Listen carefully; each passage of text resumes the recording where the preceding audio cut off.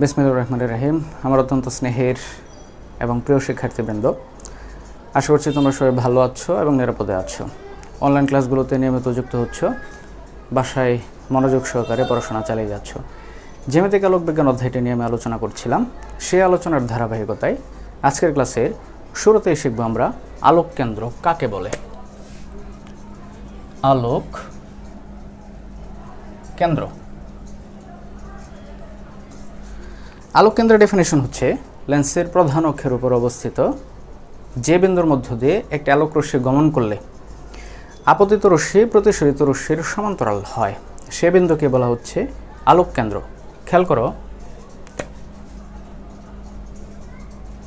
একটি উত্তল লেন্স বিবেচনা করছি আমি, এবং সেই লেন্সের প্রধান অক্ষ হচ্ছে এই সরল রেখাটি। গত ক্লাসে তোমরা প্রধান অক্ষের ব্যাপারে ধারণা পেয়েছ। এই লেন্সে আলোক রশ্মি আপতিত হচ্ছে, পিকিউ আলোক রশ্মি আপতিত হয়ে প্রতিসরিত হচ্ছে, এরপর আবার নির্গত হচ্ছে আর এস বরাবর। প্রধান অক্ষের উপর একটা নির্দিষ্ট বিন্দু আমরা ও পাচ্ছি। এবার খেয়াল করে দেখো, আলোক রশ্মি এই ও বিন্দু দিয়ে গমন করার ফলে আপতিত রশ্মি প্রতিসরিত রশ্মির সমান্তরাল হচ্ছে, সেজন্য এই লেন্সের ক্ষেত্রে ও বিন্দুটিকে আমরা বলছি আলোক কেন্দ্র।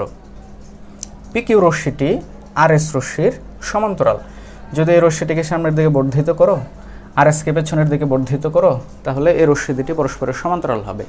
অ্যান্ড বিকজ অফ দ্যাট চিত্রে ও বিন্দুটি হচ্ছে এই লেন্সের আলোক কেন্দ্র। তো লেন্সের আলোক কেন্দ্রের ব্যাপারে একটি ধারণা আমরা পেলাম। এবার লেন্সের প্রধান ফোকাস নিয়ে আলোচনা করব। প্রধান ফোকাস। শুরুতে আমরা জানব যে কোনো লেন্সের ক্ষেত্রে প্রধান ফোকাস হয় দুটি, উত্তল লেন্স এবং অবতল লেন্স। দুই ধরনের লেন্স আমরা পড়েছি। এই প্রধান ফোকাসের ডেফিনিশন যদি তুমি ভালো করে বুঝতে চাও, সেক্ষেত্রে চিত্রের সহযোগিতা নিতে হবে। আমি একটি উত্তল লেন্স বিবেচনা করছি, খেয়াল করো, উত্তল লেন্স। সেই লেন্সের প্রধান অক্ষ অবতল লেন্স, তার প্রধান অক্ষ। প্রথম ক্ষেত্রে লেন্সের প্রধান অক্ষের উপর একটা নির্দিষ্ট বিন্দু আমি বিবেচনা করছি। সেই বিন্দু থেকে আলোক রশ্মিগুলো লেন্সের উপর আপতিত হচ্ছে,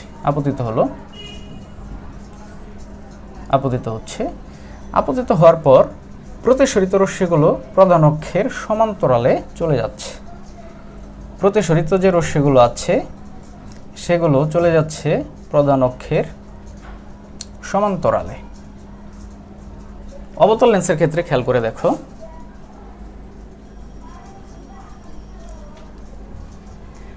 এই পাশে একটা নির্দিষ্ট বিন্দু আমি বিবেচনা করেছি এবং আলোক রশ্মিগুলো এই বিন্দু অভিমুখে আপতিত হচ্ছে লেন্সের উপর। এই বিন্দুটা যেদিকে আছে সেই দিক বরাবর লেন্সের উপর আলোক রশ্মি আপতিত হচ্ছে। এই বরাবর ধরো, এরকম আপতিত হচ্ছে একটা নির্দিষ্ট বিন্দু অভিমুখে, এই বিন্দু অভিমুখে।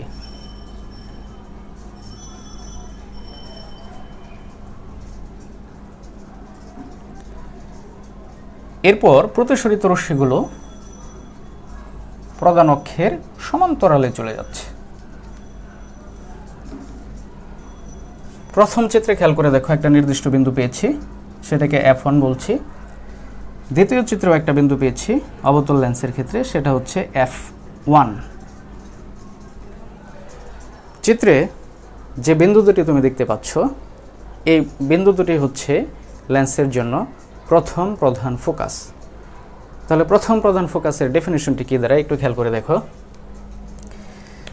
লেন্সের প্রধান অক্ষের উপর অবস্থিত যে বিন্দুর মধ্য দিয়ে আপতিত আলোক রশ্মি প্রতিসরণের পর প্রধান অক্ষের সমান্তরালে চলে যায়, অথবা অবতল লেন্সের ক্ষেত্রে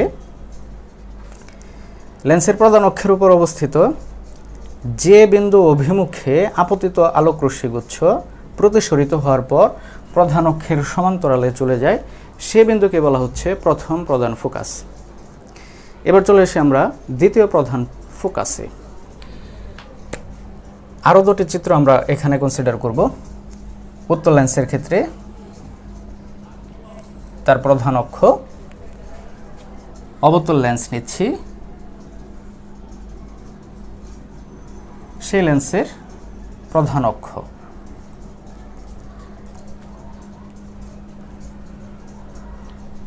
এবার আমরা যেটা করব, আলোকরশ্মি গুচ্ছ লেন্সে আপতিত হবে এবং সেগুলো প্রধান অক্ষের সমান্তরালে আপতিত হবে। খেয়াল করো, প্রধান অক্ষের সমান্তরালে আলোকরশ্মি লেন্সে আপতিত হচ্ছে, প্রধান অক্ষের সমান্তরালে। এই আপতিত রশ্মিগুচ্ছ প্রতিসরণের পর একটা নির্দিষ্ট বিন্দুতে মিলিত হচ্ছে। খেয়াল করে দেখো, প্রতিসরণের পর একটা নির্দিষ্ট বিন্দুতে মিলিত হচ্ছে। অবতল লেন্সের ক্ষেত্রে আলোকরশ্মিগুচ্ছ এবার প্রধান অক্ষের সমান্তরালে আপতিত হচ্ছে। প্রধান অক্ষের সমান্তরালে আপতিত আলোকরশ্মিগুচ্ছ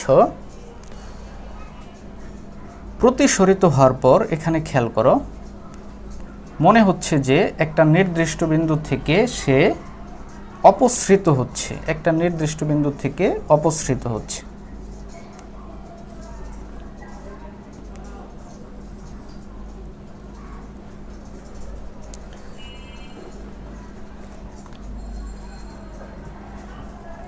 তাহলে এখানে আরো একটা বিন্দু আমরা পেলাম।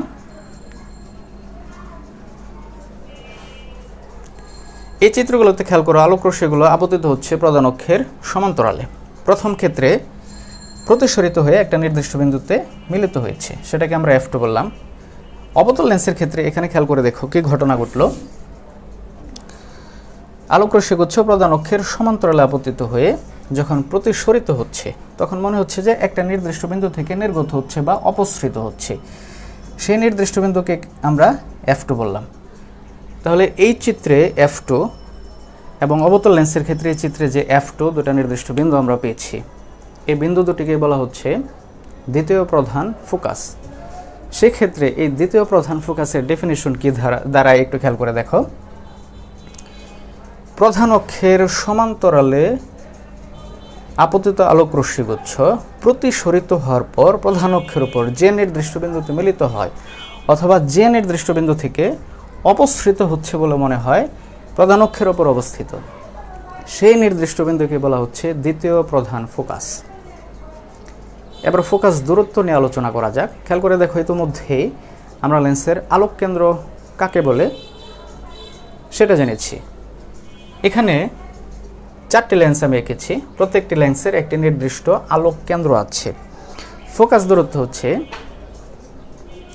যেহেতু প্রত্যেকটা লেন্সের ক্ষেত্রে প্রধান ফোকাস হয় দুটি, সেক্ষেত্রে প্রত্যেকটি লেন্সেই ফোকাস দূরত্ব হবে দুটি। লেন্সের আলোক কেন্দ্র থেকে প্রথম প্রধান ফোকাস পর্যন্ত যে দূরত্ব সেটা হচ্ছে একটি ফোকাস দূরত্ব, আর আলোক কেন্দ্র থেকে দ্বিতীয় প্রধান ফোকাস পর্যন্ত যে অন্য আরেকটি দূরত্ব পাচ্ছি সেটি হচ্ছে দ্বিতীয় ফোকাস দূরত্ব। খেয়াল করে দেখো, প্রত্যেকটা লেন্সের ক্ষেত্রেই আমরা এখানে আলোক কেন্দ্র পাচ্ছি, আলোক কেন্দ্র থেকে প্রথম প্রধান ফোকাস পর্যন্ত যে দূরত্ব সেটা হচ্ছে একটা ফোকাস দূরত্ব। এখানেও তাই, খেয়াল করো, ফোকাস দূরত্ব। আলোক কেন্দ্র, এই আলোক কেন্দ্র থেকে দ্বিতীয় প্রধান ফোকাস সেটা হচ্ছে ফোকাস দূরত্ব 2। আলোক কেন্দ্র থেকে, এটা আলোক কেন্দ্র, এই যে দ্বিতীয় প্রধান ফোকাস এই পর্যন্ত যে দূরত্ব সেটা হচ্ছে ফোকাস দূরত্ব। প্রিয় শিক্ষার্থীবৃন্দ, জ্যামিতিক আলোক বিজ্ঞান অধ্যায়ের আরও কিছু গুরুত্বপূর্ণ বিষয় বাকি রয়ে গেছে। পরবর্তী ক্লাসে সে বিষয়গুলো নিয়ে আমি ধারাবাহিকভাবে আলোচনা করার চেষ্টা করব। আজকের ক্লাসে আমি যে বিষয়গুলো পড়েছি সেগুলো আজকে শেষ করার চেষ্টা করবে। নেক্সট ক্লাসে সবার সাথে আবারও দেখা হবে ইনশাল্লাহ। সবাই ভালো থাকবে, সুস্থ থাকবে। আল্লাহ হাফিজ।